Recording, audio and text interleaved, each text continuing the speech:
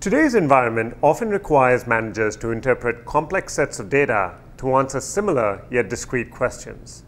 The new integrated reasoning section of the GMAT exam was developed to identify and measure this essential skill. Hi, I'm Ashok Sarathi, Vice President of the GMAT program at the Graduate Management Admission Council. Welcome to the fourth video in our series examining the 4 new integrated reasoning question formats that have been created for the next generation GMAT. This new section will launch in June of 2012. In this video, we will introduce the two-part analysis question type. This format uses a single set of data and requires you to calculate 2 answers that may or may not be related. Two-part analysis questions measure how well potential management students separate relevant information from other data they encounter at the same time.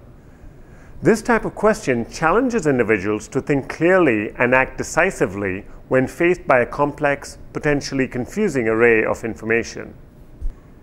In this sample two-part analysis question, you must determine how rapidly 2 groups of people are expanding. You must deal with 2 independent yet similar problems at the same time to compute the correct answers. This tests the ability to identify and focus on relevant data without being thrown off track by extraneous material. Most of the time, the interesting aspect of data is not the individual numbers. It is how the numbers relate. Once you start looking at multiple sets of numbers and seeing how they relate is when you truly get an insight into what is going on in an organization. So you have to be able to look past the numbers and look into the relationship. And this is what these sort of questions try to look at. Are you able to take sets of numbers and see patterns, or can you only see the individual numbers? Thousands of potential business school students around the world have been exposed to integrated reasoning questions as part of our ongoing field tests for the new section. Using the integrated reasoning section, business schools can really tell whether you have the skills that apply specifically to business school. And I think having those separate scores could really